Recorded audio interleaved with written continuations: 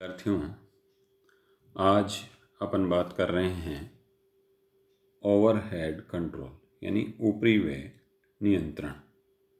Cost accounting का ये chapter है। ओवरहेड कॉस्ट कंट्रोल, ऊपरी व्यय लागत नियंत्रण या ऊपरी व्यय नियंत्रण। तो आइए देखते हैं सबसे पहले कि ओवरहेड किसे कहते हैं। ऊपरी व्यय का अर्थ क्या होता है? ऊपरी व्यय यानी ओवरहेड अप्रत्यक्ष सामग्री, अप्रत्यक्ष श्रम एवं अन्य अप्रत्यक्ष व्यय के योग को ऊपरी व्यय कहा जाता है।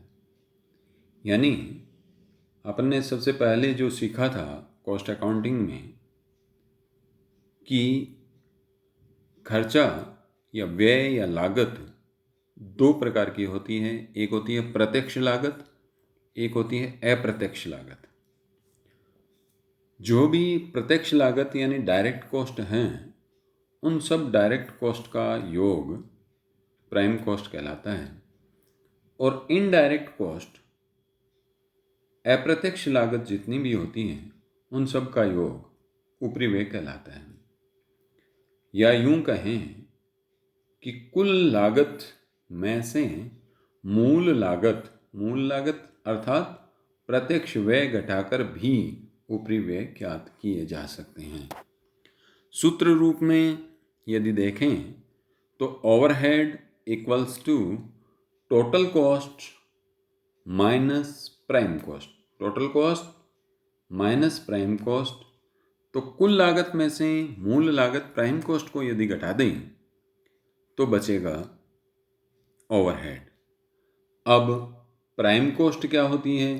तो ये देखिए, प्राइम कॉस्ट याद रखने की बात है। प्राइम कॉस्ट मूल लागत, प्राइम कॉस्ट बराबर होता है direct material plus direct labour plus direct expenses, यानी समस्त प्रत्यक्ष व्ययों का योग प्राइम कॉस्ट और समस्त अप्रत्यक्ष व्ययों का योग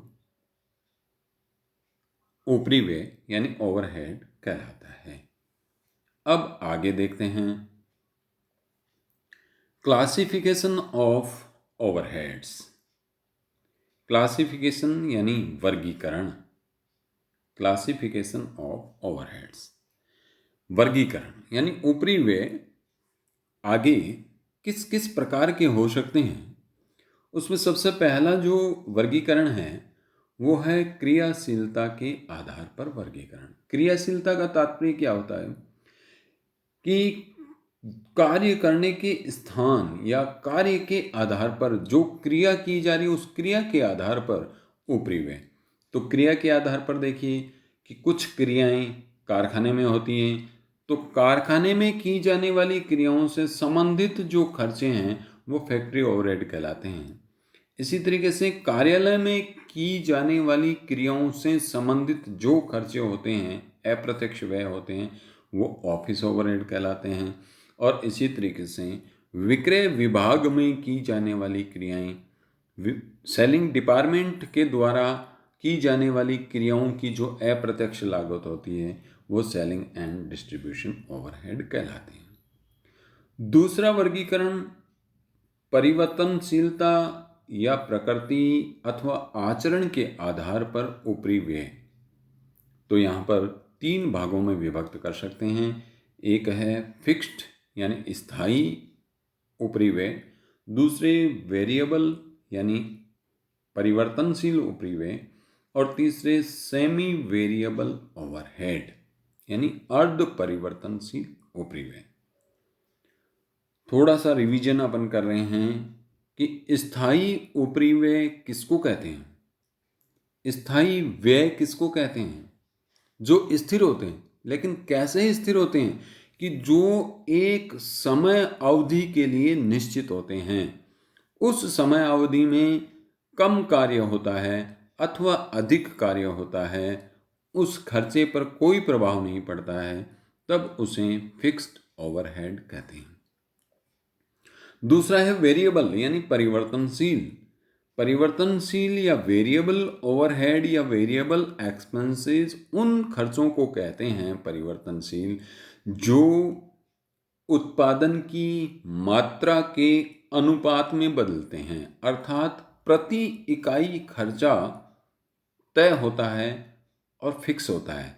एक यूनिट पर अगर 10 रुपये लगने हैं तो एक यूनिट का 10 रुपया ही लगेगा, लेकिन जैसे जैसे हम उत्पादन की मात्रा को बढ़ाते जाएंगे तो वेरिएबल कॉस्ट भी बढ़ती जाएगी।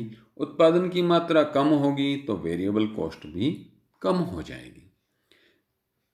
तीसरा होता है सेमी वेरिएबल यानी अर्ध परिवर्तनशील उपरिव्यय। अर्ध परिवर्तनशील उपरिव्यय में ये दोनों ही प्रकार के गुण पाए जाते हैं, फिक्स भी होते हैं, वेरिएबल भी होते हैं। यानी एक निश्चित सीमा तक उत्पादन करने पर तो ये फिक्स होते हैं और निश्चित सीमा से अधिक उत्पादन यदि किया जाए तो वो बढ़ जाते हैं। तो ऐसे खर्चे जो एक निश्चित उत्पादन स्तर तक फिक्स होते हैं और निश्चित उत्पादन स्तर से अधिक उत्पादन करने पर बदल जाते हैं, बढ़ जाते हैं, वो सेमी वेरिएबल ओवरहेड कहलाते हैं। ये हमारा दूसरा वर्गीकरण। अब देखिए खास बात जो है कि फैक्ट्री ओवरहेड जो है वो फैक्ट्री ओवरहेड परिवर्तनशीलता के आधार पर परिवर्तनशील या फिक्स भी हो सकते हैं। इसी तरीके से ऑफिस ओवरहेड भी फिक्स हो सकते हैं या वेरिएबल हो सकते हैं। इसी तरह सेलिंग ओवरहेड भी फिक्स हो सकते हैं या वेरिएबल हो सकते हैं। तीसरा जो वर्गीकरण है हमारे पास वो है नियंत्रण के आधार पर, यानी कंट्रोल करने के आधार पर। कुछ वे ऐसे होते हैं जिनको नियंत्रित किया जा सकता है अर्थात कंट्रोलेबल, और कुछ वे ऐसे होते हैं जो किसी परिस्थिति के कारण से हो रहे हैं, उनको नियंत्रित नहीं किया जा सकता, अतः ऐसे वे अनकंट्रोलेबल एक्सपेंसेस कहलाते हैं। चौथा जो वर्गीकरण है वो है सामान्यता के आधार पर। सामान्यता के आधार पर दो प्रकार के वे, एक नॉर्मल ओवरहेड यानी सामान्य उपरिव्यय और दूसरे एबनॉर्मल ओवरहेड यानी असामान्य उपरिव्यय। तो जो ऊपर जो अपन ने देखा नियंत्रण के आधार पर कंट्रोलेबल, जो कंट्रोलेबल होते हैं वो नॉर्मल है और जो अनकंट्रोलेबल हैं वो एबनॉर्मल है। तो इस तरीके से हमने यहाँ पर क्या देखा कि उपरिव्ययों को चार अलग अलग आधार पर वर्गीकृत किया जा सकता है। क्रियाशीलता के आधार पर करेंगे तो फैक्ट्री, ऑफिस, सेलिंग ओवरहेड। परिवर्तनशीलता के आधार पर देखेंगे तो fix, variable and semi variable. नियंत्रण के आधार पर देखेंगे तो कंट्रोलेबल और अनकंट्रोलेबल। सामान्यता के आधार पर देखेंगे तो नॉर्मल ओवरहेड और एबनॉर्मल ओवरहेड। अब देखिए, जब भी हम उत्पादन लागत की गणना करते हैं या उत्पादन लागत के आधार पर किसी प्रकार का कोई निर्णय लेना होता है तो उपरिव्ययों के ये सारे के सारे वर्गीकरण बहुत महत्वपूर्ण होते हैं। अब इस वर्गीकरण में जो सबसे महत्वपूर्ण वर्गीकरण है वो है परिवर्तनशीलता के आधार पर वर्गीकरण। और परिवर्तनशीलता के आधार पर जो वर्गीकरण है उसमें वेरिएबल और फिक्स, और तीसरा होता है semi variable.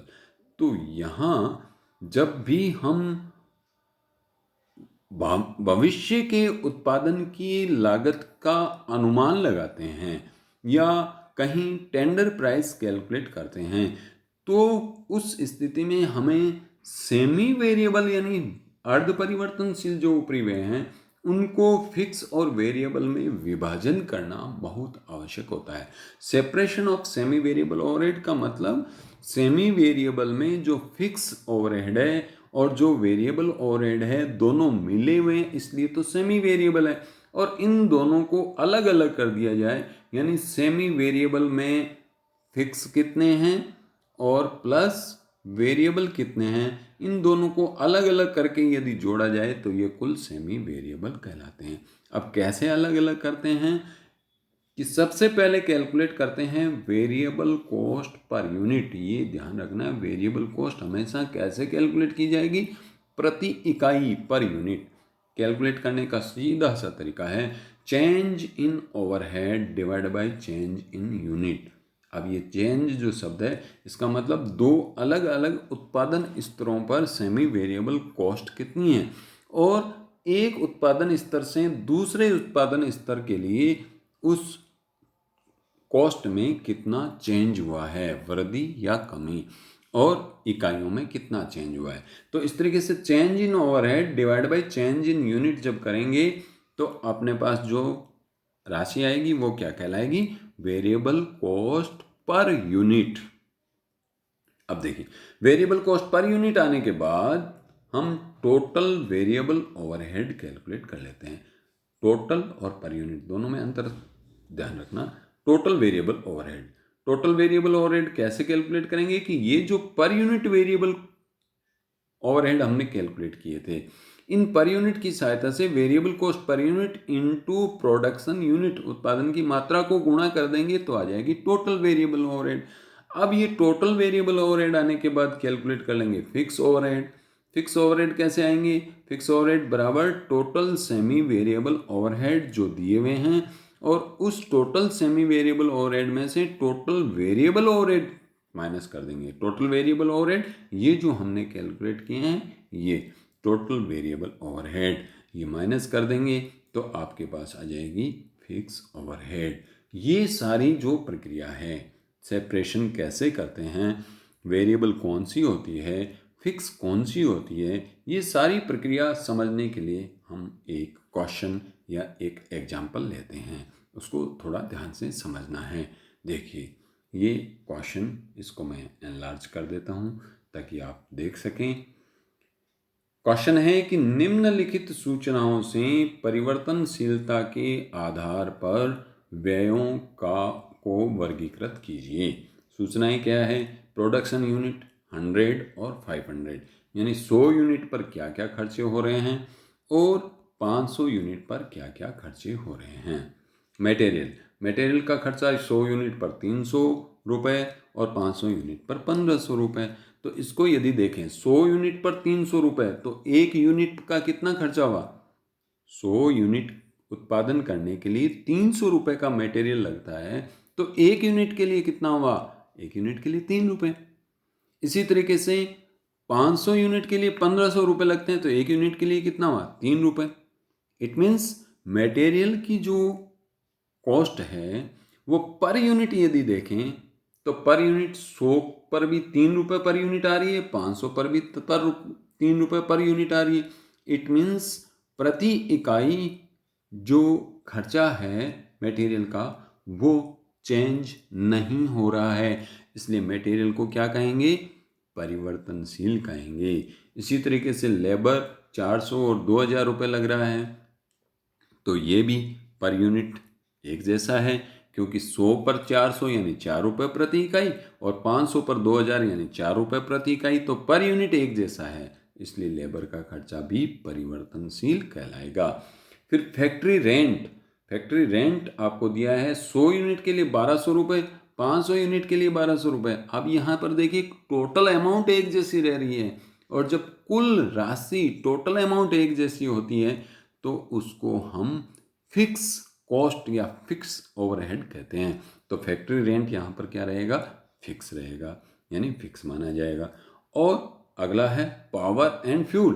Power and fuel का खर्चा 100 यूनिट पर 800 रुपये, 500 यूनिट पर 1600 रुपये। अब ये टोटल अमाउंट 800 से 1600 बढ़ गई है।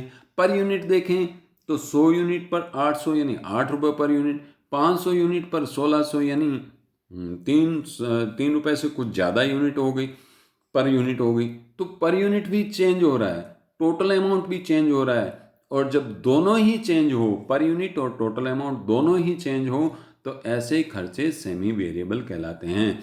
तो यहाँ इस प्रश्न में मटेरियल लेबर दोनों कौन से खर्चे हैं, परिवर्तनशील। फैक्ट्री रेंट कौन सा खर्चा है, फिक्स। और पावर एंड फ्यूल कौन सा खर्चा है, सेमी वेरिएबल। अब इस क्वेश्चन का हल कैसे करते हैं, ये देखिए। सॉल्यूशन की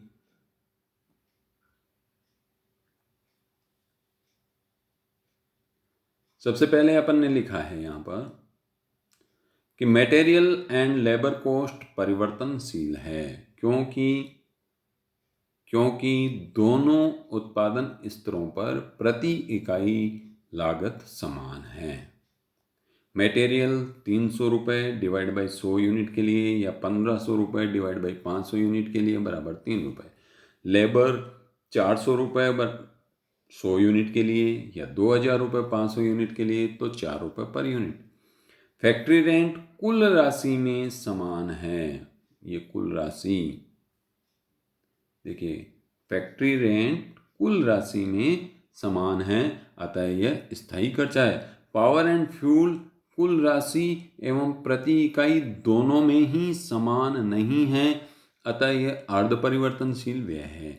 अब ये जो अर्ध परिवर्तनशील है, इस अर्ध परिवर्तनशील में से वेरिएबल पावर पर यूनिट कैसे कैलकुलेट करेंगे, ऊपर फॉर्मूला अभी सीखा है, change in cost divide by change in unit. तो कॉस्ट 800 से 1600 यानी 800 रुपये चेंज हो गया, यूनिट 100 से 500 यानी 400 यूनिट का चेंज हो गया। तो 800 डिवाइड बाई 400 बराबर 2 रुपये प्रति इकाई आ गया। 2 रुपये प्रति इकाई के आने के बाद total variable fuel and power calculate कर लेते हैं। तो total variable power per unit तो आया 2 रुपये। टोटल वेरिएबल पावर का खर्चा कितना आया, 100 यूनिट इंटू 2 रुपये के हिसाब से 200 रुपये, या 500 यूनिट के लिए वेरिएबल कितना आया इंटू 2 रुपये के हिसाब से 1000 रुपये। तो ये आ गई हमारी वेरिएबल। अब वेरिएबल आने के बाद फिक्स पावर एक्सपेंसेस कैलकुलेट करते हैं। तो फिक्स कैसे कैलकुलेट करते हैं, total expenses minus variable cost. 100 unit के लिए टोटल एक्सपेंसेस 800 माइनस वेरिएबल अभी कैलकुलेट की कितनी, 200। तो 800 माइनस 200 बराबर 600 रुपये। 500 यूनिट के लिए 1600 माइनस 100, 1600 कौन से टोटल और 100 कौन से, 100 ये 1000, 100 नहीं है सॉरी, यहाँ पर आप लोग कितना देखना है, यहाँ पर 1000 है। ये देखिए ये 1000, ये 1000, 1600 माइनस 1000 बराबर कितना आ जाएगा, 600 रुपये। अब 100 यूनिट के लिए भी 600 रुपये, 500 यूनिट के लिए भी 600 रुपये। दोनों स्तरों पर कुल राशि एक समान है, इसलिए ये क्या कहलाएगी, फिक्स। तो हमारे पास जो पावर का खर्चा था, उस पावर के खर्चे में 2 रुपये प्रति इकाई तो वेरिएबल हो गया, और बाकी के 600 रुपये जो है वो फिक्स हो गया। एक बात और याद रखनी है कि वेरिएबल कॉस्ट जो होती है वो पर यूनिट के हिसाब से कैलकुलेट करके रखते हैं। और क्यों पर यूनिट, क्योंकि उत्पादन की मात्रा को गुणा करना होता है। जबकि फिक्स जो होती है वो कभी भी पर यूनिट कैलकुलेशन नहीं होती है, क्योंकि यूनिट का कहीं कोई प्रभाव नहीं पड़ता है। वो कुल राशि में एक निश्चित समय के लिए समान होती है, एक जैसी होती है, समय महत्वपूर्ण होता है। इसलिए फिक्स कॉस्ट हमेशा टोटल राशि में होता है, जबकि वेरिएबल कॉस्ट हमेशा पर यूनिट के हिसाब से होता है। आशा है आप लोगों को ये वेरिएबल और फिक्स का कैसे हम सेपरेशन करते हैं, कैसे अलग अलग करते हैं, वेरिएबल और फिक्स और सेमी वेरिएबल की पहचान कैसे कैसे करते हैं, ये सारी कैलकुलेशन यहाँ पर आप लोगों ने समझ ली होंगी। अब आपके पास जो भी टेक्स्ट बुक है, उस टेक्स्ट बुक में इस प्रकार के क्वेश्चन जिनसे अनुमानित लागत की गणना करनी हो, ओवरहेड फर्स्ट का जो चैप्टर है, उस ओवरहेड फर्स्ट के चैप्टर में शुरुआत में 2-3-4 क्वेश्चन ऐसे मिलेंगे आपको, ऐसे एग्जाम्पल मिलेंगे, उनको हल करना है। और अगर कहीं कोई प्रॉब्लम हो तो मुझे बताना है।